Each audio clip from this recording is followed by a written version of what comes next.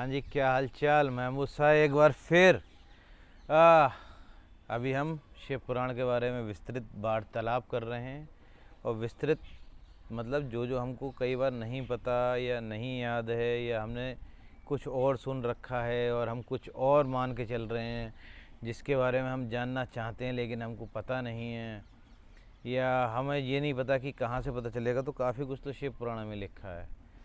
चलिए, अब मैं आपको सबसे पहले तो ये बताता हूँ कि जो 12 ज्योतिर्लिंग हैं वो कौन कौन से हैं, क्यों क्यों स्थापित हुए, कहाँ कहाँ हैं, इसके बारे में इसमें पूरा डिटेल में दिया हुआ है।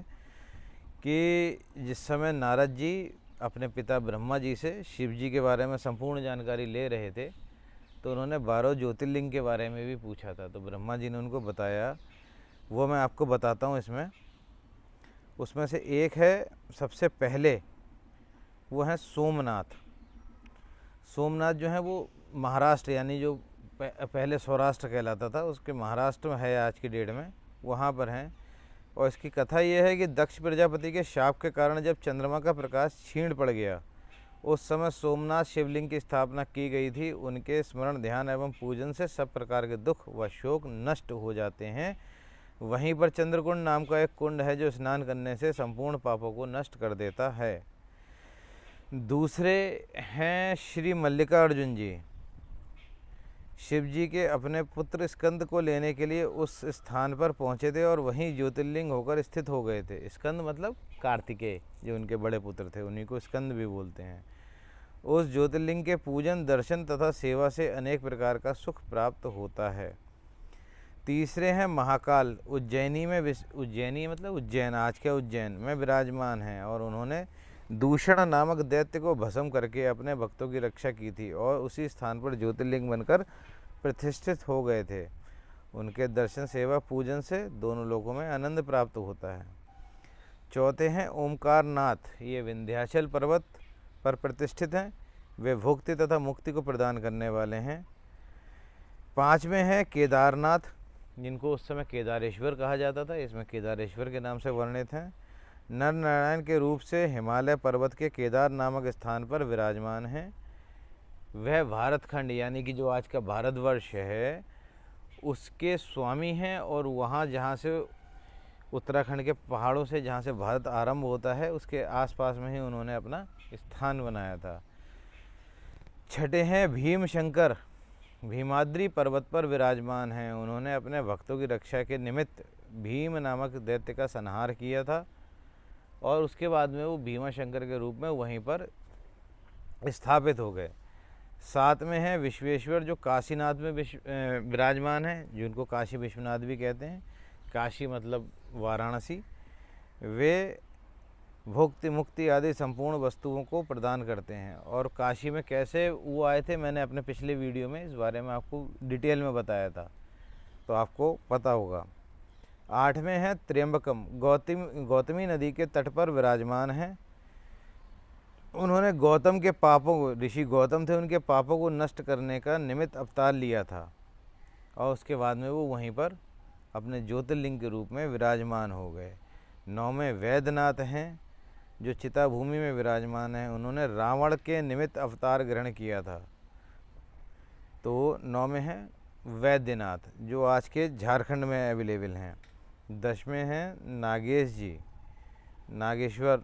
ये दारूकवन में विराजमान हैं। वे जो आजकल गुजरात में हैं, वहाँ पर विराजमान हैं। 10वें मैंने बता दिए। 11वें हैं रामेश्वरम सेतबंधु, जो कि रामेश्वरम जो हमारे भारत का बिल्कुल अंत है, जहाँ पर, वहाँ पर विराजमान है। उनको श्री राम जी ने स्थापित किया था। आपको पता ही होगा इस बारे में कथा में, नहीं तो मैं आगे किसी और वीडियो में इसकी डिटेल दे दूंगा रामेश्वरम के बारे में। मैं होके भी आया हूँ, घूम के आया हूँ वहाँ पर। तो 11वें है रामेश्वरम और 12वें जो हैं वो घुश्मेश्वर ज्योतिर्लिंग हैं, जो दक्षिण दिशा में देवगिरी के समीप एक ग्राम में सुधमा नामक एक ब्राह्मण रहता था। उस ब्राह्मण की 2 पत्नियां थीं। उनमें दूसरी स्त्री का नाम घुष्मा था। शिवजी की सेवा करने के कारण उसे एक पुत्र की प्राप्ति हुई, परंतु पहली स्त्री ने सौतिया डाह के कारण उस बालक को मार डाला। यह देखकर शिवजी उस स्थान पर प्रकट हुए और उन्होंने मरे हुए बालक को जीवित कर दिया। इस प्रकार वहाँ पर वो जो ज्योतिर्लिंग बनाकर उसमें शिव जी की पूजा करती थी, जब शिव जी ने उसी में से अवतार लिया तो उस ज्योतिर्लिंग को हम लोग घुश्मेश्वर नाथ के नाम से जानते हैं। तो ये तो हो गए 12 ज्योतिर्लिंग। अब एक और जो मैं कह रहा हूँ ना, जो लॉजिक पे सेट नहीं होते, ये हमको गलत पता है। जैसे हम लोग अक्सर बात करते हैं कि हनुमान जी जो हैं वो रुद्र के 11वें अवतार हैं, ऐसी ही बात करते हैं ना हम लोग। लेकिन 11 अवतार जो रुद्र के हैं वो तो कुछ अलग ही हैं, उनकी कथा अलग है, उनका वृत्तांत अलग है। उनकी वृत्तांत इसमें दिया हुआ है भाई साहब। मैं आपको उनका अलग से जो वृत्तांत दिया हुआ है वो भी बता देता हूँ, ताकि आपको पता रहे वो 11 जो हैं वो कौन हैं। तो मैं बताता हूँ कि भैया इसमें ये दिया हुआ है कि पूर्व काल में दैत्यों ने अत्यंत बलशाली होकर देवताओं के महान कष्ट पहुँचाया। तदुपरांत देवताओं ने अपने पिता कश्यप के कश्यप ऋषि, जो सप्तऋषियों के भी सप्तऋषियों में भी हैं कश्यप, उनके सम्मुख जाकर हाथ जोड़कर उनसे कहा कि आप शिव जी की पूजा अर्चना करो भैया, ताकि वो माने, क्योंकि आप हम सबसे ऊपर हो तो आपकी बात वो ज़रूर मानेंगे। तो कश्यप ऋषि जो थे वो शिव जी की उन्होंने बहुत घोर तपस्या करी। शिव जी जब प्रसन्न होके आए तो उन्होंने कहा कि मांगिए, आप क्या मांगते हैं। तो कश्यप ऋषि ने उनसे कहा कि हे प्रभु, आप मेरे घर में पुत्र रूप में आएँ और देवताओं का साथ देके दैत्यों का संहार करें, ये मेरी इच्छा है। अगर मैंने बड़ी बात मांग ली है या छोटे मुँह बड़ी बात कर दी है तो मुझे क्षमा कर दें। शिव जी खुश हुए, उन्होंने कहा कि तुमने जो कहा है वैसा ही होगा, और इसके बाद वो चले गए और उन्होंने कश्यप ऋषि के हृदय में अपना वास कर दिया। जब कश्यप ऋषि को ये पता चला तो उन्होंने अपनी स्त्री, उनकी जो पत्नी थी सुरभि, उनको अपना वो तेज उनके गर्भ में डाल दिया। अब कैसे डाल दिया आपको पता ही है। और उसके बाद में समय पर सुरभि के 11 बच्चे पैदा हुए, जो रुद्र के 11 अवतार कहलाए। इसमें हनुमान जी हैं ही नहीं, ठीक है।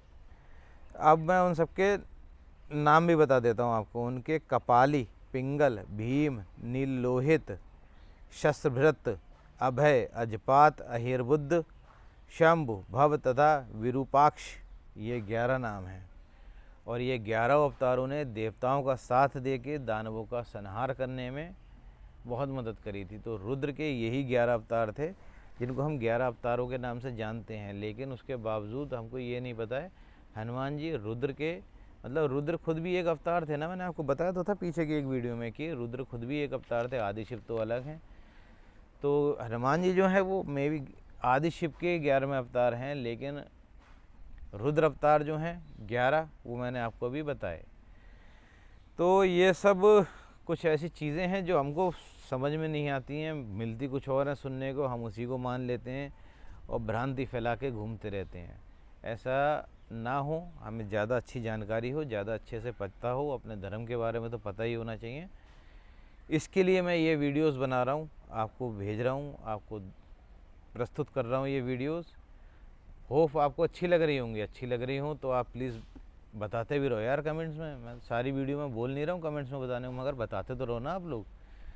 और इसके बारे में अभी और आगे पढ़ूँगा, और कुछ नया मिलेगा जो नहीं पता होगा वो भी बताऊँगा फिर आपको। तो फिर हम मिलते हैं आगे किसी और वीडियो में, तब तक के लिए बाय।